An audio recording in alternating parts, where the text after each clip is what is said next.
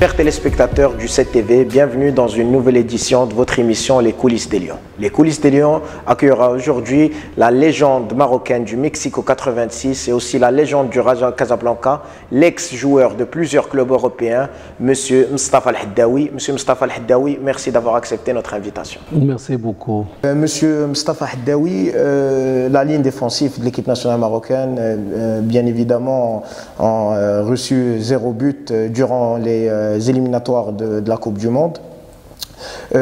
Aujourd'hui, on voit aussi que les joueurs de l'équipe nationale marocaine qui évoluent en défense font des grands matchs avec leur club, comme Mehdi Ben Atia ou bien Romain Saiss, mais il y a aussi un peu de critique par rapport aux médias pour quelques postes, et certainement les arrières latéraux gauche et droit. Que pensez-vous de la ligne défensive de l'équipe nationale marocaine? Les grandes équipes se valent par la solidité défensive pour être bien bâties, et après on repart au milieu après l'attaque. Alors déjà, quand tu ne prends pas un but, déjà c'est une très très bonne chose, et après tu joues pour attaquer sur les attaques rapides ou les contre-attaques ou dans un jeu placé et tout ça pour déséquilibrer l'adversaire. C'est ce que l'équipe nationale du Maroc a fait pendant tous les matchs qu'on a vus, surtout au départ à la CAN où j'ai assisté au match de l'équipe nationale où là, cette équipe, elle est née par une solidité défensive, un travail collectif défensif, et après, il y a un travail qui s'est fait avec le coach au niveau tactique pour ne pas donner trop d'espace à l'adversaire pour qu'il ne s'exprime pas. À partir de là, récupérer le ballon un peu plus haut pour partir directement et marquer des buts.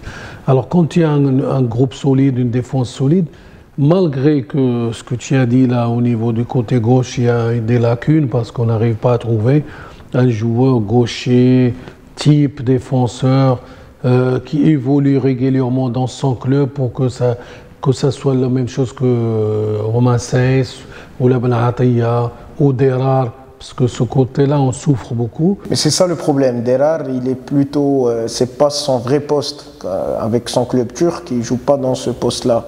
Alors, il y avait, mais vous avez raison par rapport au rendement. Il a eu un bon rendement. C'est un joueur de top niveau. Il a débuté comme attaquant droit quand il était en Belgique. Après, il est venu à Monaco. Il a débuté comme milieu droit, côté droit, attaquant. Et après, il y avait un changement de poste où il a dû reculer par des instructions de son coach à Monaco. Ça a bien fonctionné. Et comme il est à l'aise devant, il fait toujours la différence. Et il pose beaucoup de problèmes à son adversaire qui est attaquant, qui vient normalement, c'est lui qui doit faire la différence sur le côté où il joue défensivement Derar. Et là, on voit le contraire, c'est Derar qui prend le dessus sur l'adversaire, qui est attaquant, et après, il fait des centres, il marque des passes décisives à chaque fois. Il se régale. Moi, quand je le vois jouer, il me fait vraiment des sensations énormes parce que c'est un super technicien. Il a mûri, il a pris de la valeur. En plus, comme j'ai dit, on a une lacune côté gauche. Le coach national Hervé Renard, il essaye de composer avec ce qu'il a comme joueur, mais il y a des gauchers. Saiss, il peut aller là-bas, et après il y a Dacosta, il y a Atia dans l'axe, Derar là-bas, quand un problème se pose. Mais quand tu as envie de jouer, que les latéraux doivent apporter à l'offensif, ils doivent mettre l'adversaire en danger en attaquant et prendre le couloir quand c'est un peu bloqué au milieu de terrain ou dans l'axe. Alors là, il y a un problème parce que tu fais jouer des joueurs qui ne sont pas gauchers, un vrai gaucher sur le côté gauche, à chaque fois il prend le couloir. soit balle au pied, soit quand il reçoit devant en demandant le ballon en profondeur, il est obligé de la faire revenir sur son pied gauche, sur son pied droit pour centrer. Là, ça prend du temps. L'adversaire recule, l'adversaire se met en place, l'adversaire prend en marquage les attaquants. Le temps que toi, tu veux ramener le ballon sur le pied droit, ce n'est plus efficace pour moi. Alors, faisons avec ce qu'on a. Les résultats, ils sont là. Comment on dit, notre filet, il est propre. Gardons les mêmes principes.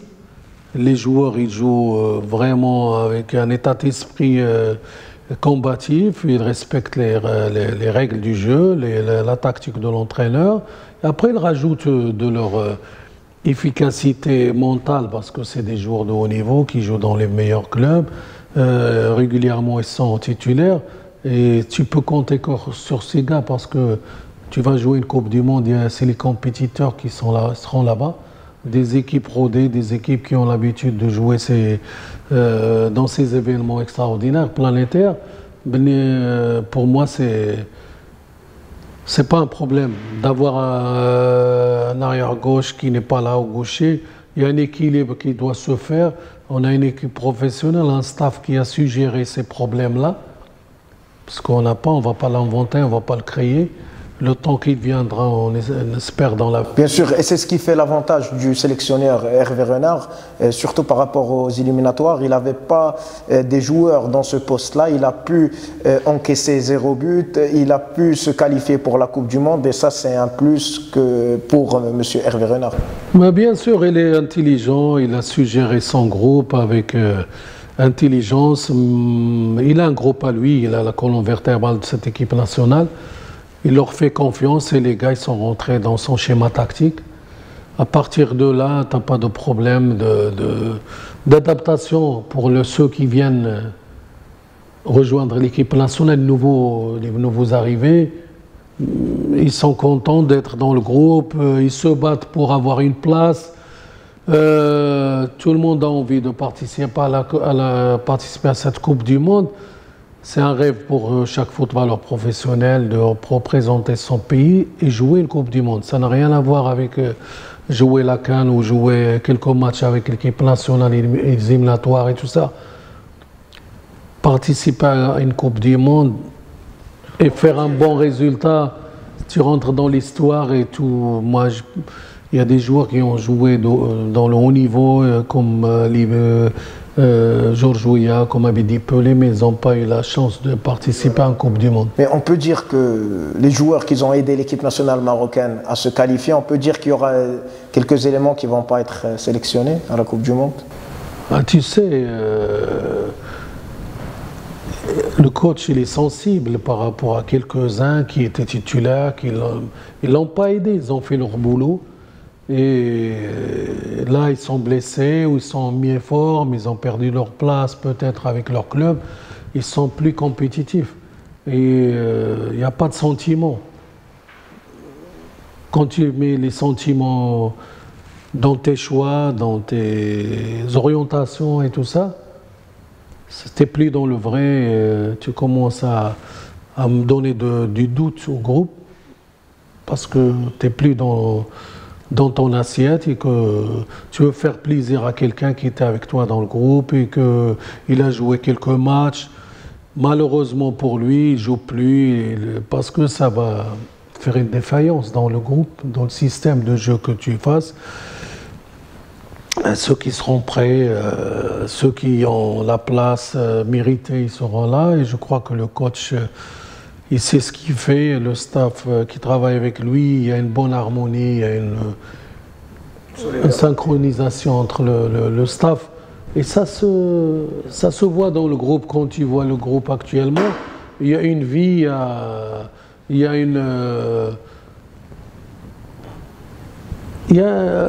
une ferveur, il y a un groupe qui est solide, qui est solidaire, et sur le terrain et en dehors, tu vois qu'elle te donne des signaux positifs. C'est pour ça qu'on a eu ce parcours exceptionnel de l'équipe nationale du Maroc. Et c'est créé à la CAN, ça a commencé. Après, on était devancé par la Côte d'Ivoire. Mais après, on est revenu dessus. On mérite notre qualification. Et je crois que toutes les équipes, les nations qu'on a rencontrées. J'espère que ce scénario ne va pas se reproduire durant la Coupe du Monde. On passe à la deuxième question. Monsieur Mustafa Haddaoui, on a vu le rendement des joueurs qui ont été sélectionnés durant ces derniers matchs avec l'équipe nationale. Des joueurs qui donnent un plus pour leur club européen, notamment Mehdi Ben Attia qui a fait une très bonne prestation hier face au Real Madrid, malgré la faute qui a causé le penalty. On a vu une bonne prestation aussi de Romain Saiss avec son club qui fait la montée en Premier League à l'Angleterre. On a vu beaucoup de joueurs, notamment Amin Harit, celui d'Ajax Amsterdam, le joueur Hakim Ziyech. On a vu des joueurs Ahmadi qui donnent vraiment une valeur ajoutée par rapport à leur club. Alors, que pensez-vous de leur rendement par rapport à leur club et notamment la ligne défensive c'est ce qui est le sujet de notre émission aujourd'hui. On a parlé un peu de la défense, j'ai dit ce qu'il faut, c'est une solidité, une garantie pour notre équipe nationale puisqu'on n'a pas encaissé. Et ça prouve que les bases sont solides et qu'un travail qui est fait déjà, il y a une harmonie entre les joueurs, la défense, quand il y a un changement, il y a un blessé, on joue de la même façon. Et on s'adapte des fois à l'adversité quand il y a une équipe qui est très dangereuse, des attaquants qui sont redoutables. On a su les gérer, le coach il a fait ça finement et intelligemment. Pour ce qui est du milieu de terrain, parce qu'on a un choix exceptionnel au milieu de terrain avec Ziyech, Ahmadi, Boussoufa et d'autres qui sont là, Harit, le petit jeune Harit, et d'autres qui vont se battre pour avoir une place. Vous ne pensez pas que Harit doit être titulaire avec l'équipe? On voit qu'il fait une très bonne prestation avec Schalke 04. Aujourd'hui, on le voit autant que remplaçant avec l'équipe nationale, ou durant les éliminatoires, ou durant les matchs amicaux. Pour moi, les choix ou les attentes du coach pour que ce joueur-là soit titulaire indiscutable, il y a des étapes à franchir. Il ne faut pas le brûler, c'est un jeune. C'est pour ça qu'on voit que le coach lui donne du temps de jeu, mais pas assez. Mais il sait qu'il aura sa chance et qu'il le laisse mûrir, il le laisse prendre de la valeur pour qu'il soit très performant quand il rentre, qu'il joue un peu simple, qu'il n'essaie pas de faire son numéro. Parce que c'est un jeune qui, il n'y a pas longtemps, qu'il a commencé à jouer en première division de Nantes. Il est parti en Allemagne, il s'est imposé. C'est qu'il a de la qualité. Pour qu'un club aille te chercher ton âge, il va te chercher là-bas en France, tu es encore jeune. Ils ne recrutent pas comme ça les Allemands. Au tous les clubs qui sont pros, il y a une étude qui se fait, il y a un groupe de recrutement, il y a une cellule qui suit, qui voit les statistiques individuelles des joueurs et tout ça. On ne prend pas comme ça un joueur pour aller jouer en première division en Allemagne, en Bundesliga. C'est que le gars, il a des qualités pareilles pour les autres joueurs. Et par rapport à Hakim Ziyech, est-ce qu'on peut dire que Hakim Ziyech est le Cristiano Ronaldo de l'équipe nationale marocaine? Est-ce que Hakim Ziyech pourra faire la différence en cas que si le Maroc ne trouve pas de solution par rapport à par rapport à un jeu plutôt défensif de l'opposé? À mon avis, notre équipe nationale, il n'y a pas un joueur qui est au-dessus de tout le monde. C'est une équipe. C'est pas comme le Portugal. C'est pas comme le Portugal ou Messi en Argentine. On mise que sur un joueur parce qu'on a une panoplie de gars qui sont capables de faire la différence collectivement ou individuellement.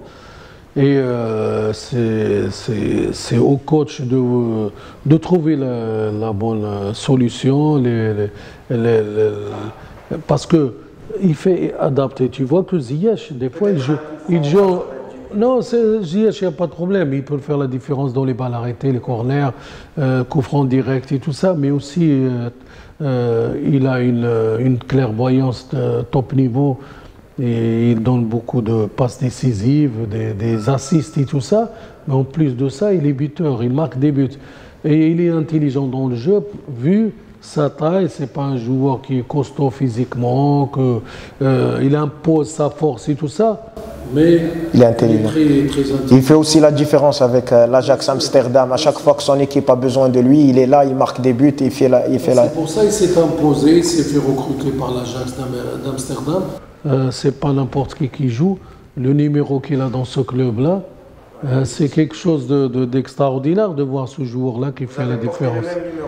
Ouais, c'est un numéro de beaucoup de responsabilités, un numéro à l'époque et même maintenant quand tu vois, c'est que celui qui prend le numéro 10, c'est le stratège, c'est celui qui gère tout, c'est le deuxième coach sur le terrain, c'est le capitaine la plupart du temps. Et après, il y a les autres joueurs, le coach il a beaucoup de choix.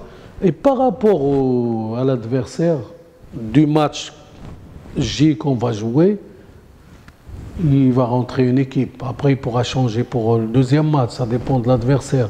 C'est là où se joue l'intelligence et le sang-froid d'un coach qui sait gérer et qui voit qu'il y a une adversité, il y a un adversaire, il y a des individualités, il y a une équipe, il y a un coach qui gère l'adversaire, qui est costaud, qui est très fort tactiquement. Eux, ils ont un combat entre eux, coach.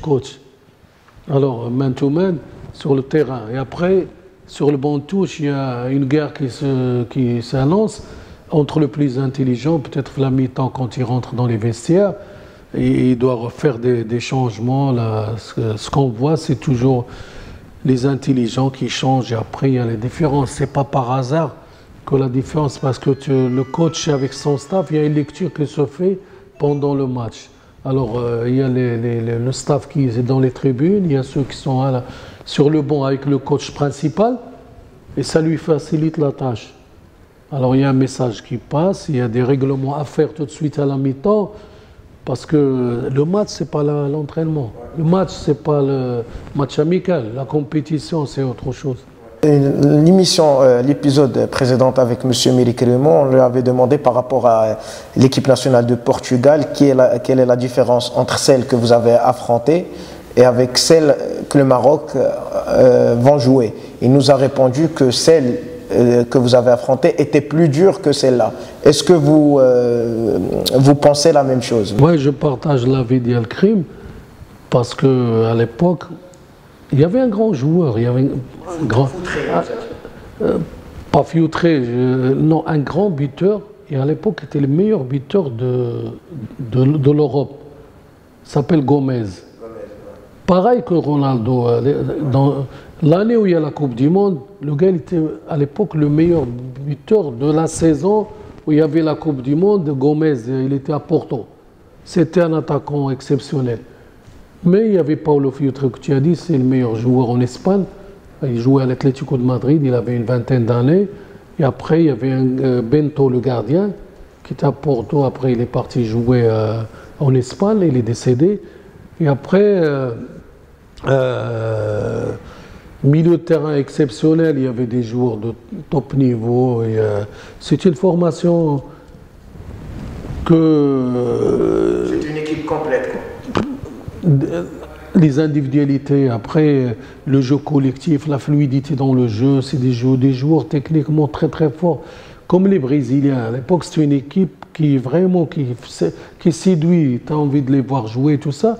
Et nous, on avait très peur du Portugal par rapport aux Polonais, peut-être aux Anglais, il fallait bien être organisé, tout ça, mais il y avait, on comptait beaucoup on redoutait un peu l'équipe du Portugal, où il y a beaucoup d'individualité, malgré que les Anglais, quand tu prends un par un, là Wilkins qui vient de décéder, là, il y a Odell, il y a Waddle, il y a Barnes, il y a le gardien de but, il y a Hatley. Mais tous, il y a Lineker qui jouait à l'époque, qui jouait au Barça. Les 11. Nous, on était. Ouais, bien sûr, on avait une équipe de rêve. L'équipe Farqad al-Ahlam, qui m'attend parce qu'il a donné beaucoup d'espoir. Il a donné une feuille de route pour les joueurs qui sont venus après nous. Et le Maroc, il est rentré avec les légendes du football mondial.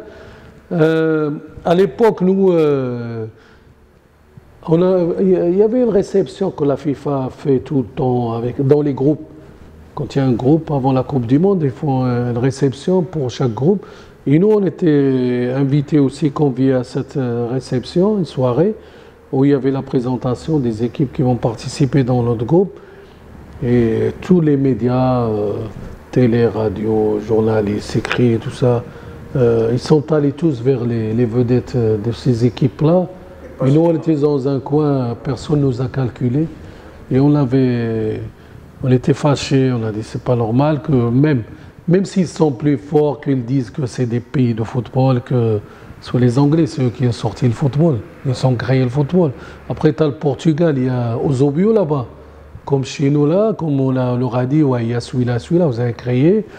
Pologne, il y avait Boniek, hein, qui est maintenant président de la fédération polonaise, qui a joué à la Juve. À l'époque, il jouait à la Juve avec Platini. C'était un rempli de vedettes et de stars. Il y avait que Mlinarzi qui était gardien de but. Il y avait Mlinarzi qui avait... La Pologne aussi, extraordinaire. À l'époque, il y avait dans toutes les sélections, il y avait une dizaine de stars qui jouent dans les grands clubs. Ils étaient mûrs parce qu'à l'époque, il y avait les gars, ils arrivaient à 26, 28 ans, ils ont déjà une grande carrière derrière et tout ça. Et nous, c'était pareil. Alors, on n'avait rien à perdre, on était dans un groupe c'est pas un groupe de la mort, mais un groupe où tu ne peux pas respirer. Et tout le monde disait qu'on va être en queue de ce groupe-là après les 3 matchs. Malheureusement pour nos adversaires, on les a surpris, même les supporters étrangers, même les médias qui ne s'attendaient pas que l'équipe nationale du Maroc allait chambouler tous les feuilles, tous les pronostics. Vous êtes passé en deuxième tour largement à l'aise avec un grand confort. On espère que l'équipe nationale va reproduire le même scénario que vous avez fait. Ils ont les moyens pour faire un exploit, surtout qu'on a eu la chance au tirage au sort d'avoir un premier match contre l'Iran. Ouais. Qui n'est pas facile, hein. C'est une des meilleures équipes, c'est la meilleure en Asie, mais on doit faire avec, et il faut qu'on gagne les 3 points. Ouais. Match nul, ça va être difficile, on ne va pas commencer à faire des calculs avec nos adversaires, les autres, la Ligue 2, qui vont s'affronter entre elles. Alors, entre elles, ces deux équipes-là sont très très forts les deux. Alors, le résultat comptera pour nous. C'est pour ça que moi, je dis que le tirage au sort était bien pour nous d'avoir le premier match contre l'Iran. Après, les autres qui sont très forts, on verra bien. Mais moi, je suis optimiste. Je vois bien que l'équipe nationale va créer la surprise. Pour nous, c'était pareil. Moi, je n'ai pas donné de leçons aux joueurs, mais ils sont mûrs, ils jouent dans les grands clubs, ils ont une carrière. Et tout ça, mais la Coupe du Monde, c'est autre chose. Coupe du Monde, il faut se la préparer mentalement et qu'il ne faut pas avoir de complexe vis-à-vis des autres. Parce que tu prépares une Coupe du Monde à partir où tu te mets en concentration, ce n'est pas ce que tu as fait avant. C'est ce que tu vas faire. Ce que tu vas faire quand tu vas te déplacer, aller là-bas, et que le groupe reste soudé, et que les états d'âme restent à la maison. Et que ceux qui vont débuter, ceux qui vont être sur le banc, ceux qui vont, ils vont sortir leurs griffes. Moi, je suis sûr. Vous savez que l'équipe nationale du Maroc des années 80, ça a commencé en fin de 82 quand l'équipe nationale a perdu sa qualification au dernier match aller-retour contre le Cameroun pour la Coupe du Monde en Espagne en 82. C'est là que notre génération est venue. Quand on est venu, on était là, avec l'Emriès ou le Biyaz ou d'autres qui sont arrivés. On a commencé parce qu'il y avait une année, avant nous une année, il y avait Timoumi, il y avait Boudraba Alada, Marhoum Dolmi, Dolmi, il était là parmi les anciens. Il a suggéré, inculqué l'état d'esprit d'un groupe solide pour faire les résultats. C'est pour ça, avec Faria, avec Valenté avant, avec l'Ammari, parce que l'Ammari qui a repris avec nous avant que Valenté arrive. Alors, il y avait l'Ammari, Valenté, et après Faria. Alors, dans toutes ces années-là, on a gagné les Jeux méditerranéens ici, dans ce stade-là, la médaille d'or, les Jeux méditerranéens. J'étais meilleur buteur, meilleur joueur de ces Jeux-là. Après, on s'est qualifié dans ce terrain-là aux Jeux Olympiques contre le Nigeria en 84. On est allé à Los Angeles pour participer aux Jeux Olympiques. On s'est qualifié pour la Coupe du Monde 86. On a joué la CAN ici, 88, on a perdu en demi. On a joué celle de 86 en Égypte. On ne devait même pas perdre parce que c'était un match spécial contre les Égyptiens. On a perdu quand un joueur qui était expulsé ne devait pas jouer le match. Et c'est lui qui tire un coup franc. En plus, le coup franc il était indirect. L'arbitre avait levé la main. Zaki est allé chercher le ballon pour le mettre au 6 mètres. On se retourne et on voit que l'arbitre il est déjà là-bas, moitié terrain. Il a accordé le but qui était impossible. Après, il y avait des problèmes, mais je te disais qu'il y avait un parcours d'il y a 6, 7, 8 ans, que cette équipe n'a pas changé, qui a vécu avant que nous, on parte en pro. Moi, je suis parti. Le départ, ils étaient connus. On se dédait pas après ceux qui arrivent, ceux qui peuvent apporter, mais il y avait beaucoup de joueurs qui méritaient d'être dans la sélection. Parce que dans notre championnat était d'un tel niveau que le sélectionneur ou l'entraîneur national avait du mal à choisir.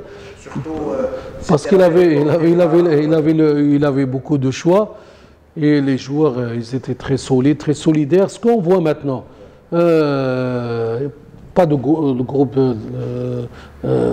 détaché, pas de clan, pas de conflit entre l'entraîneur et tout ça. Et la fédération a fait son travail comme à l'époque. Nous, il y avait Colonel Bamous, qui était tout le temps avec nous, il était dans le groupe.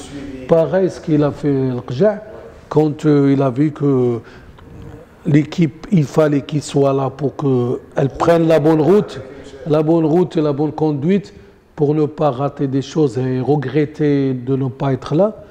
Et il s'est mis à côté de l'équipe nationale. Il l'a protégé, il a donné la main à Hervé Renard pour l'aider. Et après, il y a le média qui a suivi. Le média a joué un rôle important pour aussi remonter cette équipe-là. Parce qu'il y avait une remontada quand même. Remontada, on l'a fait pour la Côte d'Ivoire. Parce qu'on était derrière. Et on a vraiment été costaud pour revenir sur une équipe nationale comme la Côte d'Ivoire qui était devant nous. Tu fais un match nul ici dans le match aller et que tu pars là-bas et que tu gagnes 2-0, c'est pas facile. Tu gagnes 2-0, moi j'étais là-bas, j'ai regardé le match, il n'y a pas photo, on les a déclassés. On dirait une équipe très très moyenne de Côte d'Ivoire. Ils étaient perdus, ils n'arrivaient même pas à s'en sortir. Il te faut physiquement, tactiquement, dans le jeu, individuellement, tout ce que tu veux. L'équipe nationale du Maroc, si tu revois ce match-là, vraiment, il y avait une équipe solide qui a marché dessus, qui a fait quelque chose d'extraordinaire. C'est pas parce que la Côte d'Ivoire était pas une bonne équipe ou était pas bien ce jour-là. Non, parce que l'équipe nationale, les Lions de l'Atlas, ils étaient présents, ils se sont préparés comme il faut à ce rendez-vous. La vie ou la mort, ou rater une compétition. Et ils allaient pas vivre bien après parce que elle la voyait, la qualif, elle était là, on l'a touchée et tout ça. Et moi, j'avais un peu de la peine. j'avais pas envie de revivre la même scène que celle de Chemma Kharja Hadji. Il devait être là. Malheureusement pour eux, il y a un schmilblick qui s'est passé. Kenya, Tunisie, machin et tout. Où tu as vu, tu vois, que il y avait des matchs à faire, il y avait un règlement, il y avait un programme, et que le match était reporté, que le Kenya jouait le match aller, et le match retour dans une semaine après, quand le Maroc il a arrêté de jouer, il était premier avec la Tunisie. Et eux, ils ont joué un match parce qu'il était reporté, je ne sais pas de quoi et tout. Après, c'était là. Ça, c'était des magouilles qu'on ne voit pas maintenant aujourd'hui. Il y a les dirigeants qui sont changés. On a aussi un président de fédération qui est fort, qui défend. Qui défend. Il a rendu la valeur au foot marocain, au football marocain en général, et même au football africain. Il faut être présent avec les décideurs. Il faut être présent à la CAF, il faut être présent en commission d'arbitrage, il faut suivre l'équipe, il faut avoir des hommes qui sont influents. Et il faut être... Il faut faire la différence avant de partir, c'est-à-dire les résultats fleuves ici. Quand tu reçois, tu gagnes avec des résultats que tu vas là-bas, tu vas un peu assurer le truc. Et après prendre des joueurs costauds. Quand on voit le règlement comme quoi un joueur africain doit rejoindre un club marocain. Et pour rejoindre un club, il faut qu'il joue en équipe nationale locale, il faut tant de matchs, tant de ça. C'est comme ça qu'ils font les équipes en Europe. Ils prennent des joueurs de valeur qui vont te racheter quelque chose, qui vont faire avancer nos équipes. Faire avancer nos équipes, ils vont faire la différence en Coupe d'Afrique, des clubs, tout ça, Champions League et tout ça. C'est comme ça on avance. Et comme ça, tu as le produit qui est fini, qui est bien, et que tu peux l'exporter, tu peux le vendre à des sponsors. Tu as la télé qui suit, le public qui arrive en masse. Et comme ça, on grandit. Le football, il a pris une dimension énorme dans l'économie des pays. C'est pour ça que tu vois que tout le monde veut organiser une Coupe du Monde, tout le monde cherche à acheter des clubs. Tu vois ça, le Qatar, tu vois les Chinois, tu vois le Milan AC qui est vendu, tu vois... Les Américains aussi maintenant. Tu vois les investisseurs au Real Madrid ou au Barça, ça rapporte.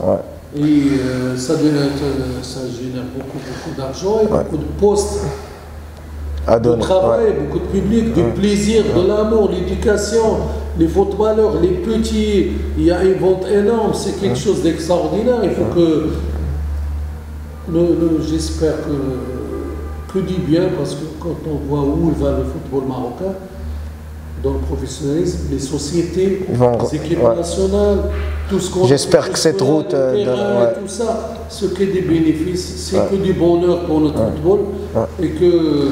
Monsieur Haddaoui, je vous remercie d'avoir accepté notre invitation, d'avoir partagé des expériences magnifiques que vous avez vécues avec l'équipe nationale.